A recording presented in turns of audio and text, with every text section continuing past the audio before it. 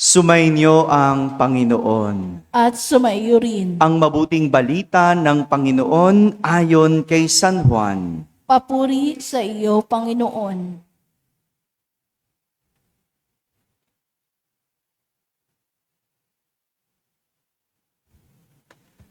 Noong panahong iyon, sinabi ni Jesus sa kanyang mga alagad, "Huwag kayong mabalisa. Manalig kayo sa Diyos at manalig din kayo sa akin. Sa bahay ng aking Ama ay maraming silid. Kung hindi gayon, sinabi ko na sana sa inyo. At paroroon ako upang ipaghanda ko kayo ng matitirhan. Kapag naroon na ako at naipaghanda na kayo ng matitirhan, babalik ako at isasama kayo sa kinaroroonan ko.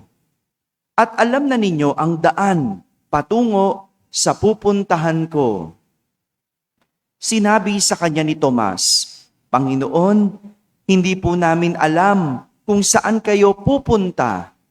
Paano namin malalaman ang daan?"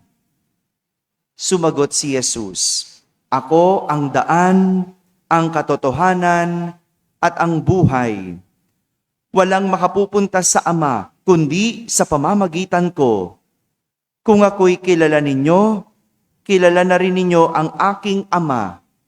Mula ngayon ay kilala na ninyo siya at inyong nakita." Sinabi sa kanya ni Felipe, "Panginoon, ipakita po ninyo sa amin ang Ama at masisiyahan na kami." Sumagot si Jesus, "Matagal na ninyo akong kasama, Felipe. Di yata't hindi mo pa ako nakikilala. Ang nakakita sa akin ay nakakita na sa Ama. Bakit mo sinasabing, ipakita mo sa amin ang Ama? Hindi ka ba naniniwalang ako'y sumasa Ama at ang Ama'y sumasa akin? Ang mga salitang sinasabi ko ay hindi sinasabi sa ganang aking sarili. Ang Amang sumasa akin ang gumaganap ng kanyang mga gawain. Maniwala kayo sa akin. Ako'y sumasa Ama at ang Ama ay sumasa akin.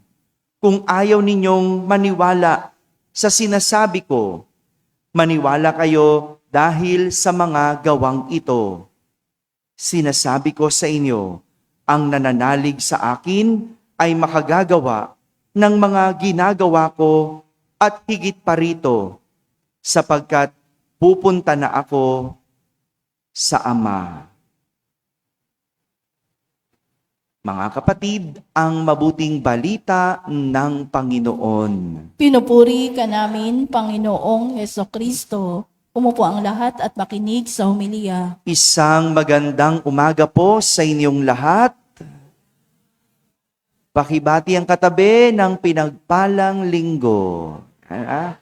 Pinagpalang linggo po sa mga nasa barangay, sa mga nasa tahanan na nagsisimba via online at sa lahat ng nasa abroad. Isang magandang araw po sa inyong lahat. Tayo ay nasa ika-5 linggo na ng Pasko ng muling pagkabuhay.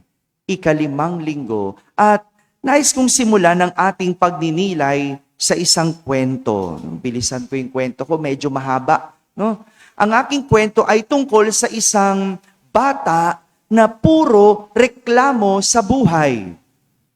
May kilala ba kayong ganon? Batang puro reklamo sa buhay. O kung hindi bata, baka matanda. May kilala ka ba? Matanda din, puro reklamo. No, sino? O yung pinangalanan na. Itong batang ito, hindi na naubusan ng reklamo sa buhay. Walang araw na hindi siya nagreklamo. Isang araw, tinuruan ng tadhana ng isang leksyon ang batang ito na hindi niya malilimutan sa kanyang buhay. Pagmulat ng kanyang mata, isang umaga, narinig niya ang kanyang ina na sinabihan siyang magligpit ng hinigaan. Pagising pa lang ng bata, inutusan na ng nanay, iligpit mo yung iyong hinigaan. Ngunit, dahil nga reklamador ang bata, hindi pa naghihilamos, hindi pa nagmumumog, agad na niyang nasabi, "No, bakit ko liligpitin ang tulugan ko? Tutulugan ko rin naman mamaya. Mapapagod lang ako. Sayang lang ang pagliligpit ko."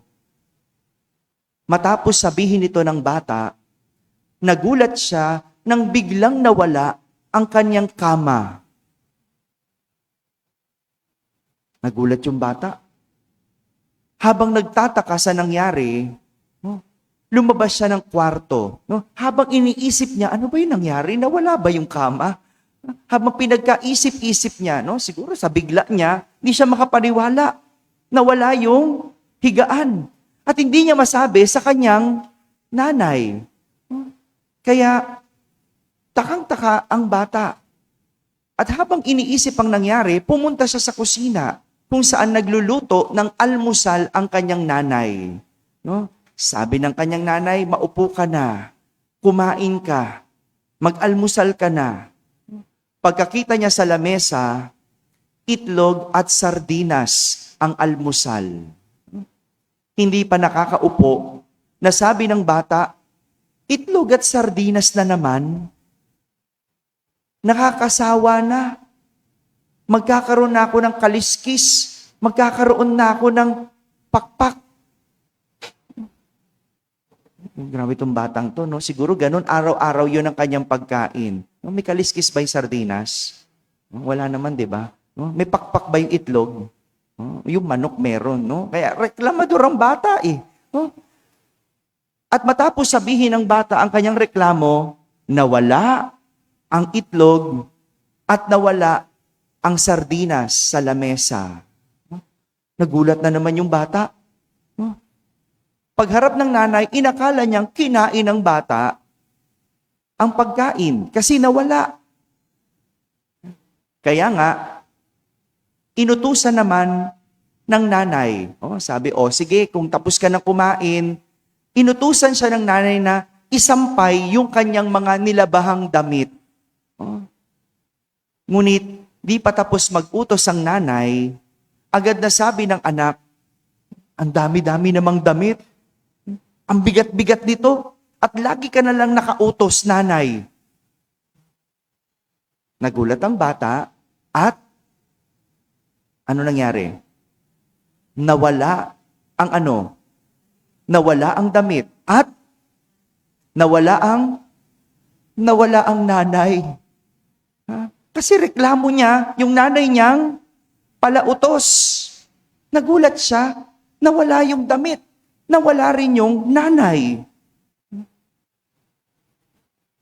Matapos mangyaring lahat ng ito, lumabas ang tatay ng kwarto at hinahanap ang kanyang asawa.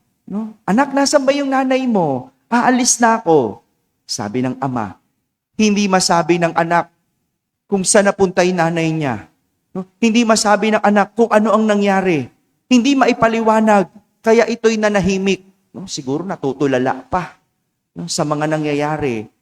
At dahil hindi mahanap ng tatay ang kanyang asawa, sabi na lang nito, "Sabi mo sa nanay mo, pumasok na ako. Pero anak, siguraduhin mo, maglinis ka ng bahay. Kasi kapag nakita ng nanay mo na marumi ang bahay, magagalit yun. Maglinis ka naman ng bahay." Ganon nga nangyari. Pumasok na ang tatay sa trabaho. At takang-taka, natulala at gulat na gulat ang bata sa mga nangyayari. Hindi niya maintindihan.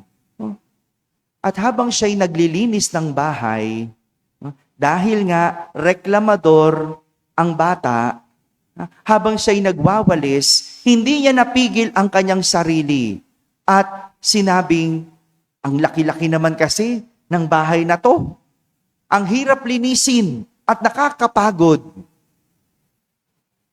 Ano nangyari? Pagkatapos magreklamo, nawala ang kanilang bahay. Magagabi na nang umuwi ang ama galing trabaho. Laking gulat ng ama nang makita niya ang kanyang anak na umiiyak sa kanilang bakuran. At tinanong ng ama, nasaan ang ating bahay? Umiiyak ang bata. Tulala, hindi alam kung anong nangyari. Tinanong ng ama, nasan yung ating bahay? Nasaan ang nanay mo?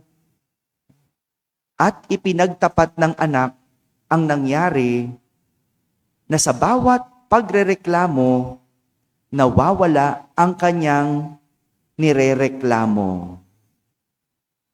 Tinanong siya ng ama kung ano ang kanyang natutunan na leksyon. Sinabi ng anak, mula ngayon, hindi na ako magrereklamo. Sa halip, tatanggapin at ipagpapasalamat ko kung ano ang mayroon. At biglang bumalik ang lahat ng nireklamo ng bata. Mga kapatid, ano ang iyong reklamo? Hello? O mag-ingat ka. Baka mawala. Ha? Ano ang iyong reklamo? Parang ganito ang nais ituro sa atin ng ating mga pagbasa sa araw na ito. Ha? Hindi ang magreklamo, ha? Hindi ko kayo tinuturo ang magreklamo. Pero parang ganito ang nais ituro ng ating mga pagbasa. Na ang ating mga reklamo ay oportunidad para matuto. Ang ating mga reklamo ay oportunidad para tayo ay matuto. Gaya na lang ng nangyari sa ating unang pagbasa, nang dahil sa dumaraming mananampalataya, nagreklamo ang mga Helenista laban sa Hebreo. Kasi napabayaan na ang mga babaeng balo sa kanilang pangkat. Napabayaan sila at hindi na nabibigyan ng araw-araw na kabuhayan. Noon kasi, nung kakaunti pa lang ang mga mananampalataya, nabibigyan pa ng pansin ang lahat. Nababalanse pa ang pamimigay ng pagkain. No? Di ba? Pag konti pa kayo sa grupo, no, okay, lahat meron. Ang dali makita. O, lahat nakatanggap. Ang dali mapansin. Pero nung marami na rin napapabayaan. Kaya nga ang reklamo nila, hindi na nabibigyan ng pansin ang mga babaeng balo. Parang walang iniwan yan. Nung wala pang trabaho, o di maraming oras, maraming panahon para sa mahal sa buhay. Di ba? O pero nung may trabaho ka na, hindi na kayo nagkakakitaan sa bahay. No? Di ba? Noong wala pang mga cellphone, anong ginagawa natin? Di ba? Nagkukwentuhan. No? Kapag kumakain, nagkukwentuhan. Pero nung meron ng cellphone at gadget, ano nangyari? Wala nang pansinan. No? Cellphone na lang ng cellphone. Ngayon nga no? Iti-text mo para lang lumabas ng kwarto. Hindi ba? Hello? Alam mo, mansyon ng bahay, di ba? Kung kailangan pang i-chat na lang. No? Pero nung wala naman yan, isang sabi mo lang, andyan na. No? Nung wala pang masyadong pera, wala namang pinag-aawayan. Tama ba? Pero ba't nung may pera na, ang daming pinag-aawayan? Nung kakaunti ang pagkain, sabay-sabay kumakain. Di ba? Bakit? Para magkasya. No? Pero nung marami ng pambili ng pagkain, bakit hindi na sabay-sabay kumain? Hello? Reklamo mo ba yan? Karaniwan sa atin ang ganitong kwento. Yung ating mga reklamo, imbis na magturo sa atin para tumatag, umunlad, at gumaling sa buhay, yun pa ang nagiging dahilan para maging matamlay at masira ang ating buhay. Mabuti na lang alam ng mga alagad kung ano ang gagawin. Ngayong marami na ang mananampalataya, anong gagawin? E di humirang pa ng mga alagad. 'Di ba? Yung sa halip na maiwan sa reklamo, gumawa sila ng paraan para hindi magpatalo. 'Di ba? Kung ang problema yung pamimigay ng pagkain, edi humirang ka pa. Maghanap ka pa ng mga taong magbibigay ng pagkain. Hindi ba? At ganun nga ang ginawa. No, yung 12, humirang pa ng 7 alagad na makakatulong. Oh. So kung yung 12 dati, humirang pa ng 7, ilan na? Hello? Ilan? 19. O di ba? Nakagawa sila ng solusyon at hindi lang naiwan sa reklamo. Nagawa ng solusyon ng reklamo. Nakadiscover pa sila ng mga bagong alagad na makakasama. That's how you turn problems into opportunities. Dapat ganon. Ano ba ang iyong reklamo? Huwag magpatalo. Oportunidad yan para matuto. No? Siguro reklamo mo ngayon, ang taas ng bilihin. Tama? Siguro ang reklamo mo ngayon, ano pa? Kuryente. Ano pa? Tubig. Ano pa? Gas. Ano pa? Pamasahe. Ano pa? Bigas. Ano pa? Oh, ang dami niyong reklamo, di ba? Oh, sino ba binoto nyo? Hello? Ayun. Father, kung pwede lang ireklamo ang binoto para mawala na lang sila. Huwag kayo mag-alala. Nawawala nga sila eh. Bakit? Kasi may reklamo. Ang galing, no? Parang kontrabida yung tawa ko talaga, di ba? No? Ang galing, no? Noong walang reklamo, ang tatapang. Ang gagaling, di ba? O, ngayon, nandyan na yung reklamo, magpaliwanag kayo. Ano? Nagtatago. Ang gagaling, no? Pero, yung reklamo natin na yan, sino may gawa? Kayo, hindi ako kasama dyan, ha? Iba binoto ko, ha? Kailangan matuto. Oportunidad na yan para matuto. Di ba? Reklamo natin, gas. Di ba? Di maglakad ka. Reklamo mo tubig. Di magtipid. Reklamo kuryente. Di magtiyaga. Magtipid. Hindi ba? Oportunidad yan eh. Di gawin mo mag-sideline. Humanap ng paraan. Di ba? Ganun eh. Oportunidad yan. Magpapatalo ka ba sa reklamo mo? Wag. Hindi. Dapat matuto. Samantala sa ating ebanghelyo, matapos sabihin ni Jesus sa kanyang mga alagad na wag silang mabalisa, kundi manalig dahil siya'y pupunta sa bahay ng kanyang ama, ito namang si Tomas, agad nagtanong at nagreklamo. Tamo to si Tomas, no? Sabi ni Tomas, Panginoon, hindi po namin alam kung saan kayo pupunta. Hindi ba alam ni Tomas? Hello? Di ba alam? Nagpaalam si Jesus eh. Ano sabi niya?